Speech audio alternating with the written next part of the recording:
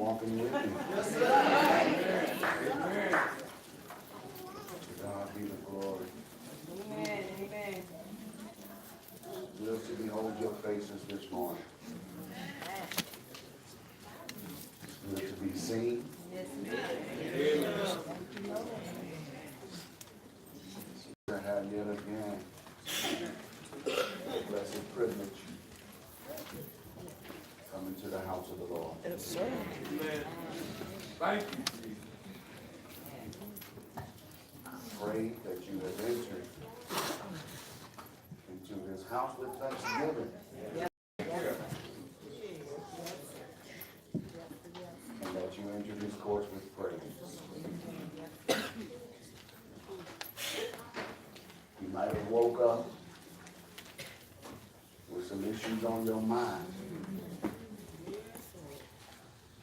You might have awakened not feeling too good in your spirit. But it's my hope and prayer that by the time you got here, you said to yourself, it's good to be in the house of the Lord. And since you're here, you might as well worship. Yes, sir. If you didn't come for worship, we'll excuse you. We won't even look at you while you leave. But I pray you came with worship in your spirit. But to worship God is not something we do on Sunday morning. Amen. But you ought to have been worshiping God all week long. There you go.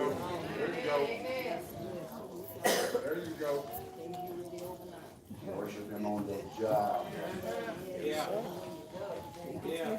How you work in your job is a form of worship. How you handle your co-workers. How you handle your family. How you handle one another is a sign of worship. Because that means your interaction with folks will be based on what God is working to you.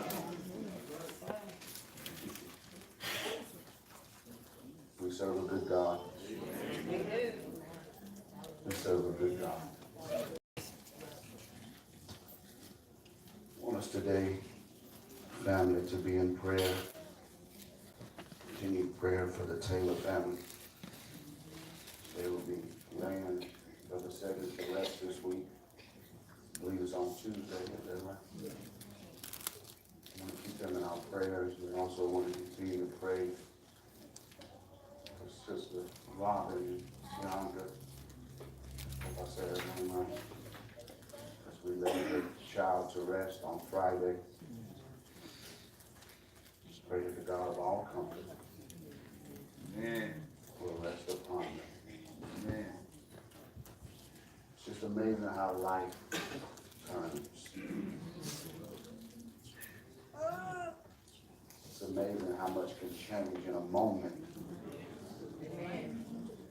Where things that you have spent countless hours trying to obtain, to acquire, to build, and in a moment it can all be gone.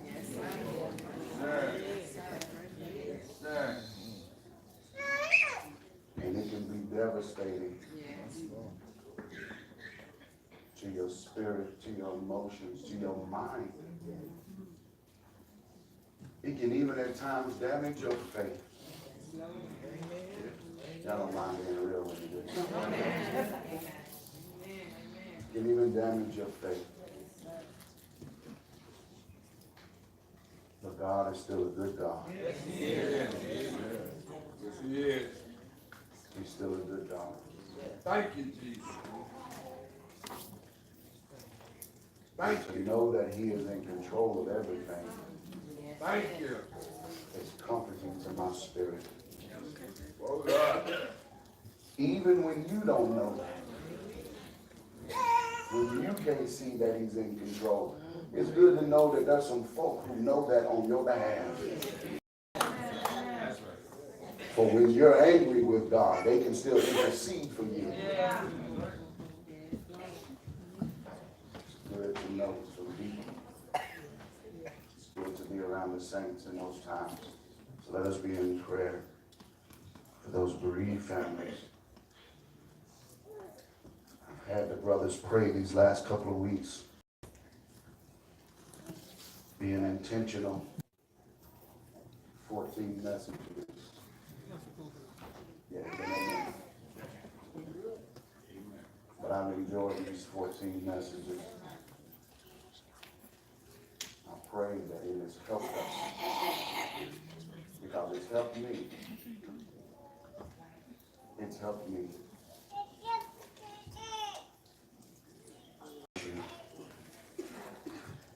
That we're going to be better. Having gone through this season and through this period.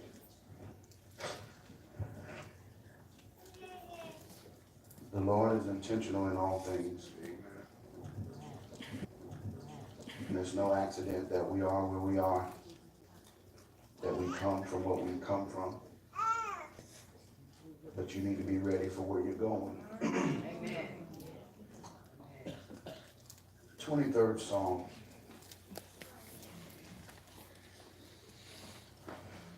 As we close out this series on this great psalm written by King David, we get to verse 6. Where he says, surely. Surely goodness and mercy, praise God, shall follow all the days of my life.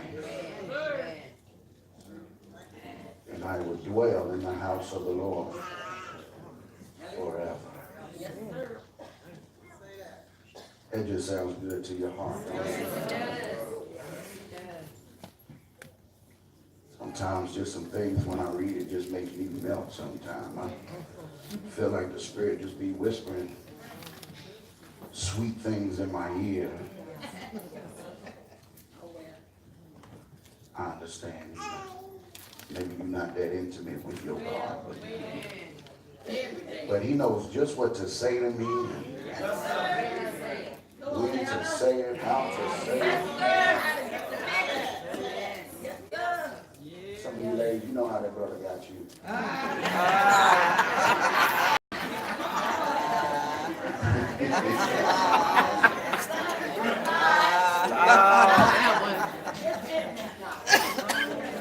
The Lord knows how to woo you.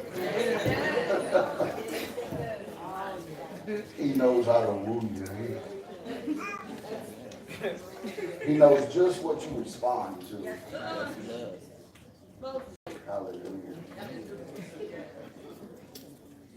But David says, surely goodness and mercy shall follow me all the days of my life. And I will dwell in the house of the Lord forever.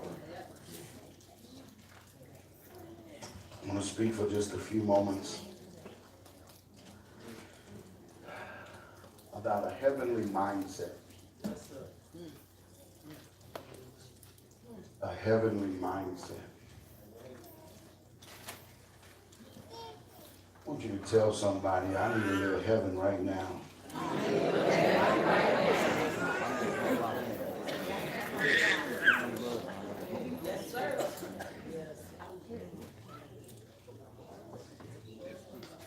don't know about you, but I do look forward to that great getting up morning. Amen. I look forward to it. Amen. Look forward to my ears ringing with the sound of the trumpet.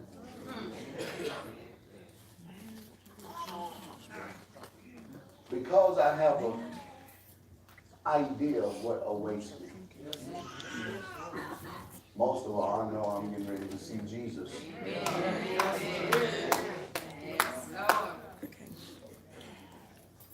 to see everybody else, and I'd like to see my mansion walk the streets of gold. But I'm looking for Jesus when I get there. But beloved, even though I look forward to getting on the other side, I'm going to enjoy some heaven right now. Yes, sir. There you go. There you go. That's a good mindset. I'm going to enjoy I like it. Yes, sir, Elder. the Enjoy benefits your life. of glory Yes, sir, right now. right now. Some of you say, how can I? Oh, yeah, you can do it. How can I enjoy heaven in a world with so much hate?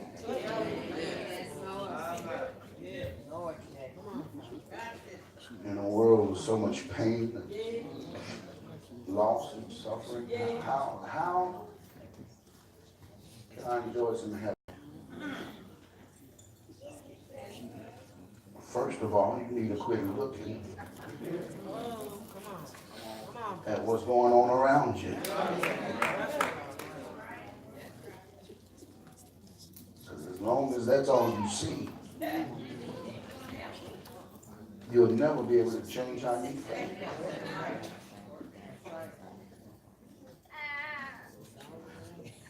But see, there's some things about glory that the scriptures tell us that really reveal or inform us of such things to let us know that that's the mindset we ought to be in now. Walk around heaven all day. Every day will be Sunday. You sure you want every day to be Sunday?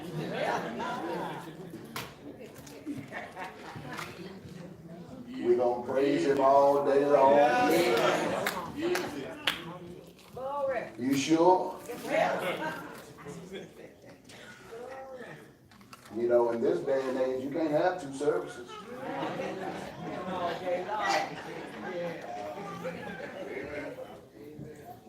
Folk don't come back. Being in church all day. You sure you ready for that? Heaven is a mindset. Yes, sir. Yes, sir. Heaven is a mindset. And David says, surely. He says, surely. In the Hebrew, this word is a simple word called ak. Just AK. And this word surely means only, certainly, of a surety, truly, verily. Webster gave a definition of it and said, it means it must be the case. And David said, surely. I tell you, beloved, that David does not speak here as a fool. He doesn't speak here as a fool, nor does he speak out of ignorance. He is not one who lacks understanding, is what I'm saying. But rather by way of his position, which we talked a little bit about his position and the change in his condition, and him now being a sheep to the great shepherd, David has learned that all that he has benefited is a result of him being a sheep. All right. That's right. All that he has benefited is a result of the covenant relationship between him and God. It's a result of that relationship. And we know that a covenant is nothing but an agreement between two parties One party says, I'll do this, and another party says, I'll do that, and these are the circumstances based on both parties doing what they said. But this is a special covenant. For it is a covenant not necessarily between God and man, but between God and himself. And the beauty of it is we simply benefit from that because the shepherd was my representation. And because he was my representation, he has already fulfilled his part of the bargain. Hallelujah. Because the good shepherd has fulfilled his part of the bargain, his part of the covenant that he has gone into with himself, God consulted with God to agree upon. This is what we're going to do. That my people may benefit from my goodness. And we just are simply basking in the pleasures of a covenant that we had nothing to do with. A covenant that we didn't have to maintain our end. A covenant that we're benefiting from, that God put in place before the foundation of the world. And put things in motion to bring it to pass. And was God enough to ensure that man, evil spirits, or Satan could not thwart his purpose. But that all would come to pass. That the elect of God, the sheep of God, would have a right to the tree of life. David understands that he is benefiting from a covenant relationship. So therefore, David speaks with absolute assurity. And he speaks based on experience. He speaks based on experience. Quit saying some things about God that you have not experienced. I kind of, I don't like it when folk, because they so saved. But I don't like it when folk try to tell some other folk who are sitting in a place where they've never been how they supposed to feel. I take issue with that. I don't tell folk how they supposed to feel when I have not sat where they are sitting. The only thing I try to do is offer them a word that could maybe just help them a little bit. But I'm not going to tell them, baby, don't feel that way. I'm not going to tell them you don't need to be angry. I'm not going to tell them you don't need to cry. But when you have sat in some places, you can speak from experience of the goodness of the Lord. You can tell somebody. Before. Yes, sir. Yes, sir. I was hungry. Didn't know where my next meal was going to come from. But God sent somebody. Yeah. And you've had those experiences with God. You're speaking from a different place. You ain't telling somebody what you heard. You ain't telling somebody just what you read. But you're telling somebody what you know. Yes, sir. Yes, sir. Tell it. About the experiences. You don't know God can heal and you ain't never been sick.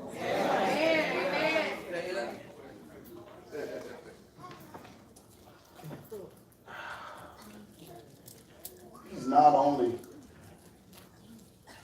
basing his proclamation of surely goodness and mercy will follow me. He's not only basing that on positive experiences. See, when we talk about experiencing a little bit of heaven, all we think about is all the good. Yeah. All we think about is all the good, but God goes beyond the good. He's still God even in the bad times. Even in the troublesome times. And I am inclined to believe that we gain true understanding of the benefits of this relationship with God in those hard times. It's in those times of suffering. It's in those times of pain and loss and sickness and weakness and attack from the enemy. And when I'm going through periods of loneliness, it's in those times where my experiences with God take me to another level.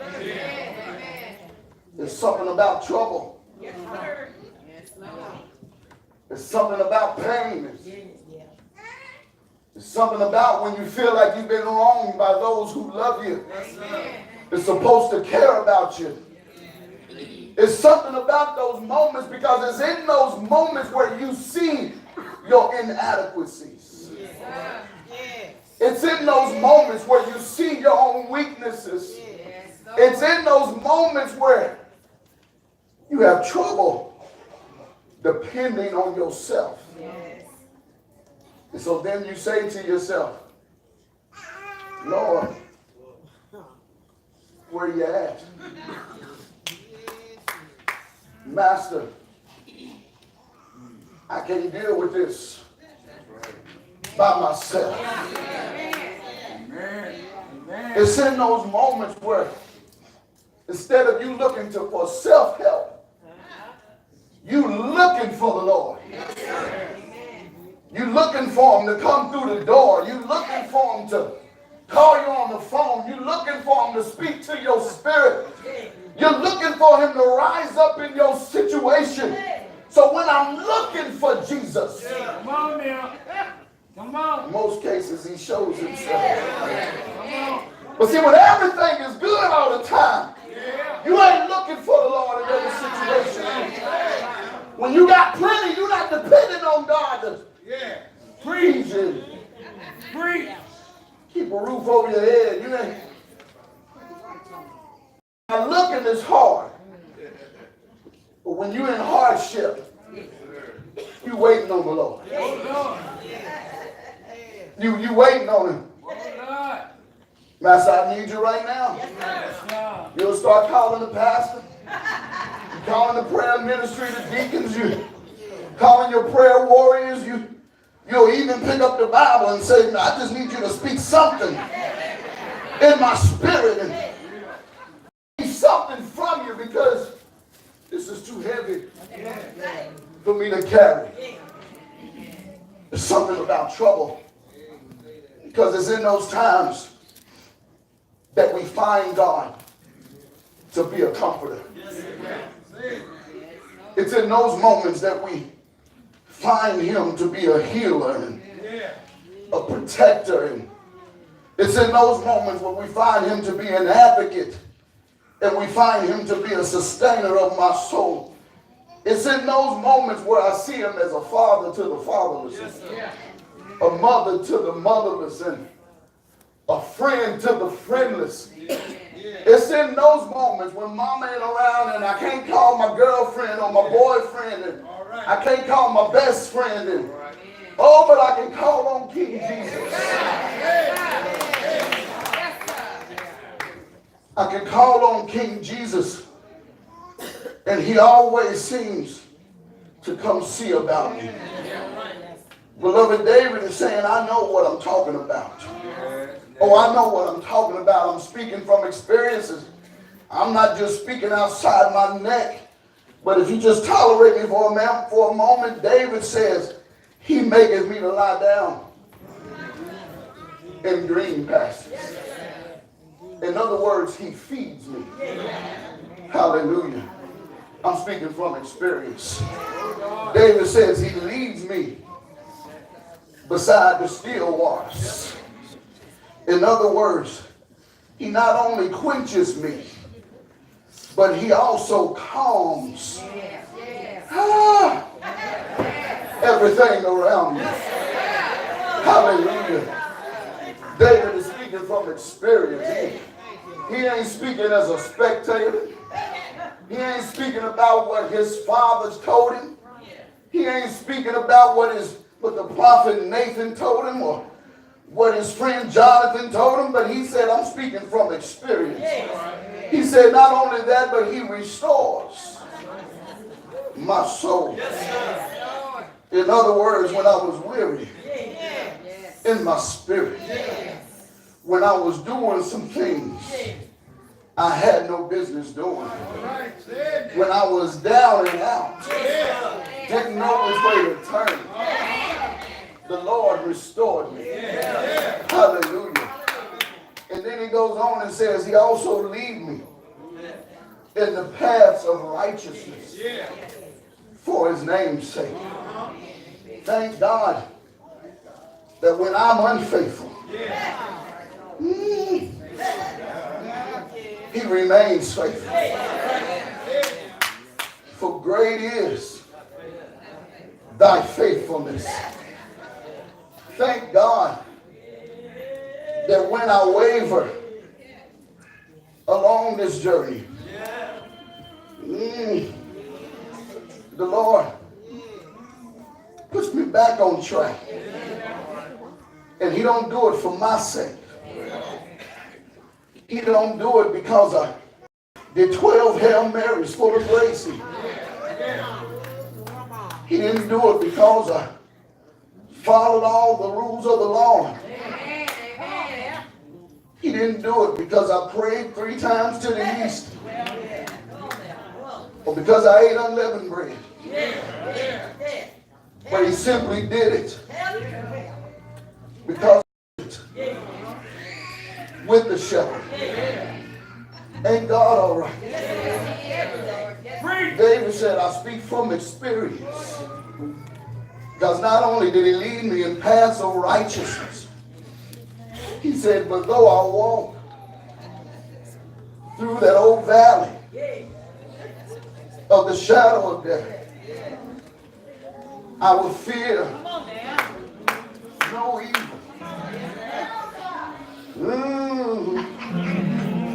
For thou art with me.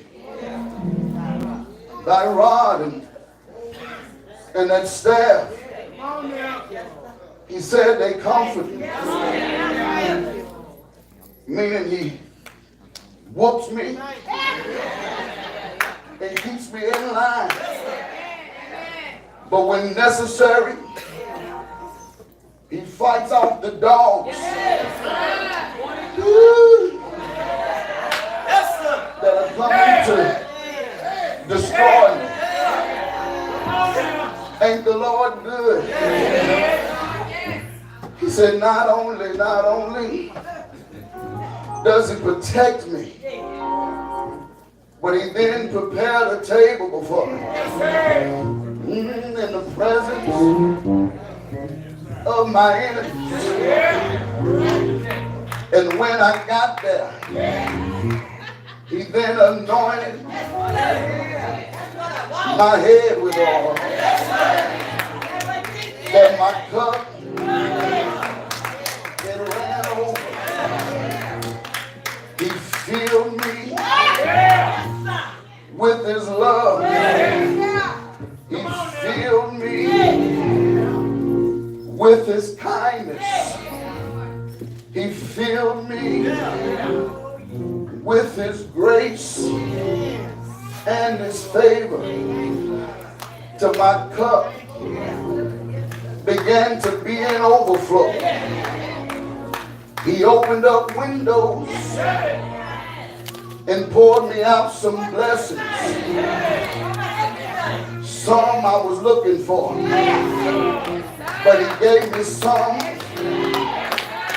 that I didn't know was on my way. And God, all right. And in my overflow, Everybody around me began to be blessed as well. Thank God, all right. But the more my God blessed me and poured into my cup, the more I was able to bless somebody. And the Lord good. So now I've gotten to a place where I can say with a surety that surely goodness, favor, love, joy, and mercy will follow me all the days of my life. Thank the Lord good.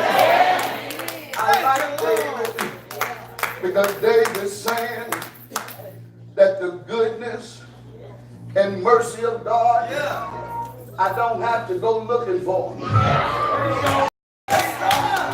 He said, well, everywhere I go, everywhere this journey takes me, goodness and mercy, they follow me.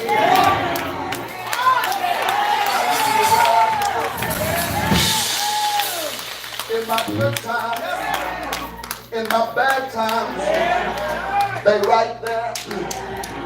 When I lack and when I have plenty, goodness and mercy are right there.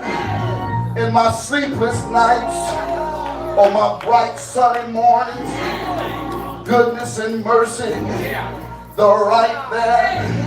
When my head is weary or when I got joy in my spirit, goodness and mercy, they're right there.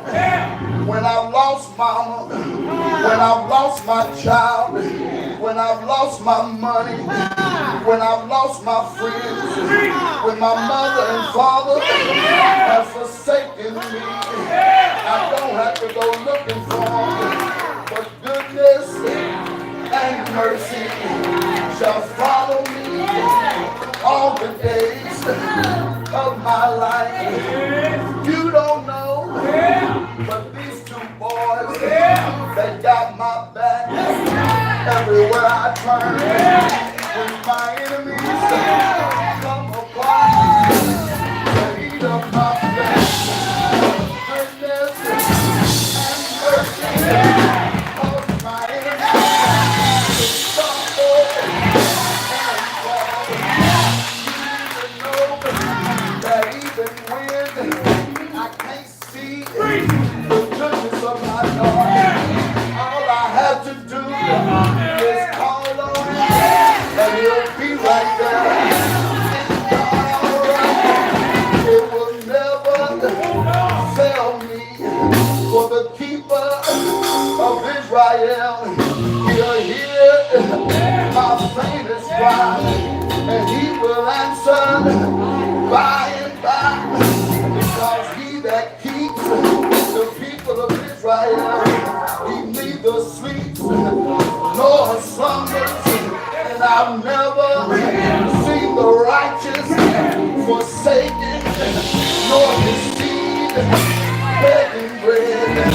But when I look back over my life, I can testify that He never failed me yet. But every time I turn around, I see the Lord working in my life.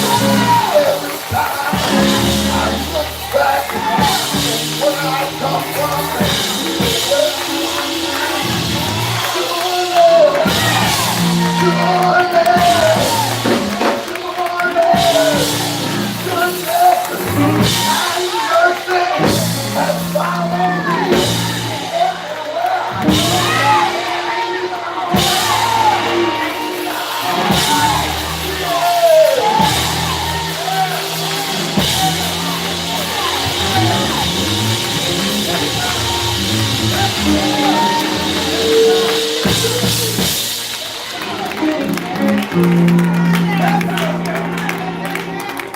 Thank you, David. Thank you, David, for giving me your testimony. Thank you, David, for telling this old boy how good God has been to you. Thank you, David, for making me see my Jesus in another light. Thank you, David, for making your argument not from just any old place, but arguing from the blessed experiences that you benefited from being a sheep to the great shepherd. I'm glad today because David could say that it will follow me all the days of my life. How can you say that, David, when you don't know what's coming on tomorrow? But I'm glad today because David may know something about my God that maybe you don't know. But my God, He does not change. My God is the same yesterday, the same today, He'll be the same tomorrow. If He did it before, won't He do it again? Isn't my God able? His faithfulness will never waver. His covenant cannot be broken.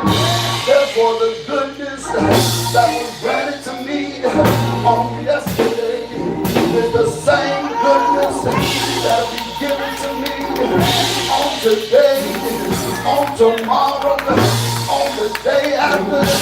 So that I live, goodness and mercy shall cover me all the days of my life. Morning by morning, day by day, mercy, blessings, ain't the Lord all right?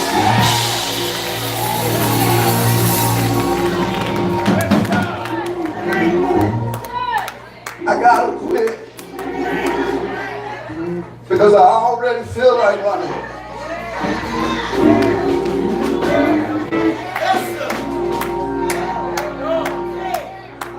But there's one more piece of good news that I got to give you.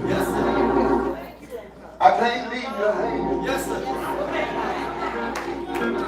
Because David didn't stop right there in his praise. Hallelujah. David said, not only will his goodness, not only will his mercy follow me all the days of my life, but then he says, and I will dwell in the house of the Lord forever. He said, not only am I happy about the light to come, but I want a little bit of heaven right now. No longer am I the same in my flesh. No longer am I the same in my spirit. But I've been changed. My position has changed. So while I'm on this side of the river Jordan, David says, I'm a child right now. He says, I know it may not yet appear what I shall be, but when we see him, we shall see him as he is, and we shall be made like him. He says, so I'm a child right now on this side in this world. He said, since I'm a child, I'm going to be at home with my God right now where I am, because the whole world is my Father's house, because the earth is the Lord's and the fullness thereof, the world and they dwell therein. Ain't God all right? So the joys that I have, I don't have to wait till I to that great getting up morning. But the joys that are waiting for me over on the other side, I can benefit from them right now. The Bible says that when we get over there, he said the wicked is a place where they'll cease from trouble. He said it's a place where the weary shall be at rest. He said it's a place where the tears will be wiped from their eyes. No more crying, no more dying, no more sickness, no more pain. But I got some news for you.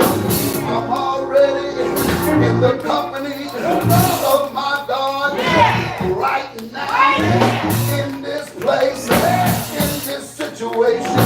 So I'ma praise him, I'ma worship him, like what's coming from me. I've already got it, I'm already safe in his arms. I'm already in his company.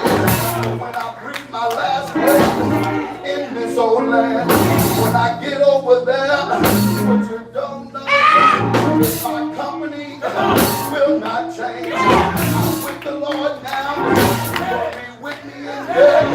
He's gonna be with me when I make it over.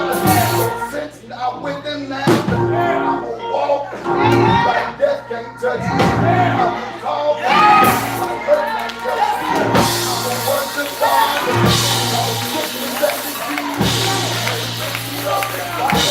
They may destroy this body, but my spirit is with the Lord. I don't have to cry like I cried before. I don't have to weep like I weep before. Because I've got joy in my heart. Somebody said you don't have to wait till the battle's over. But shout right now.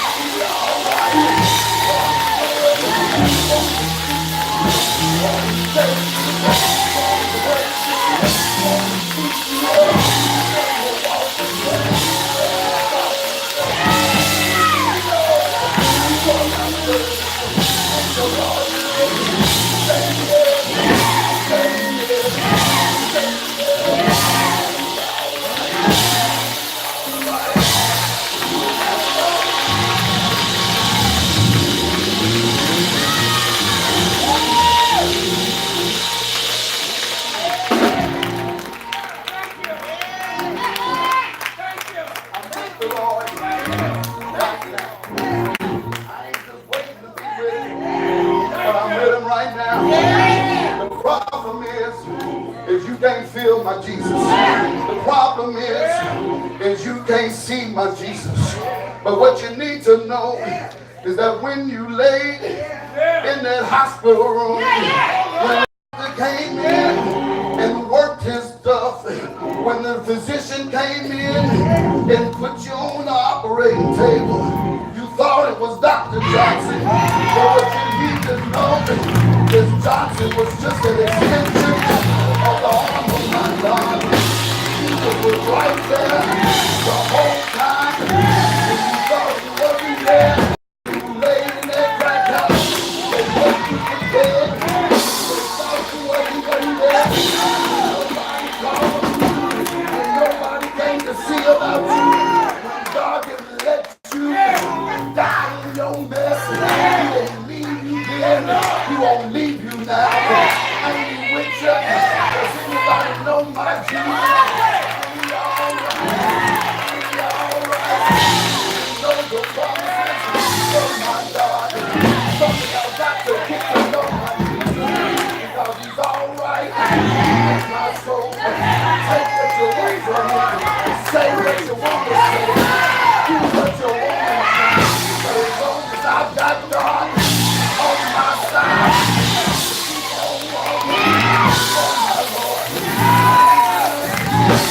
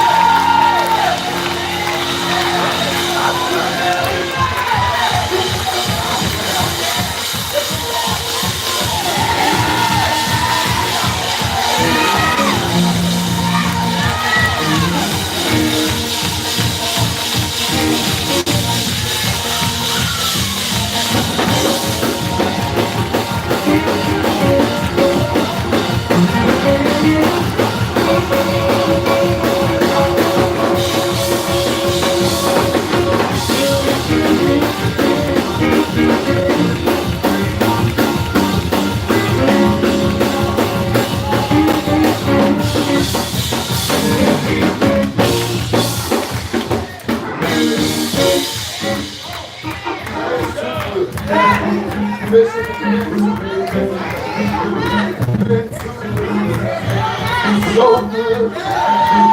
so good, so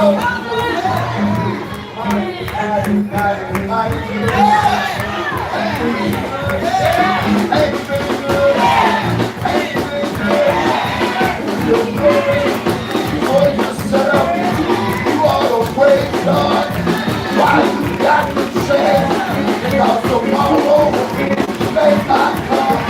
So while you got breath in your body, I will bless the Lord at all times. Praise for the King that be in my mouth. Lift your holy hand and say, thank you, Jesus. Thank you, Jesus. Thank you, Jesus. Thank you, worthy. Thank you, worthy. Thank you, worthy.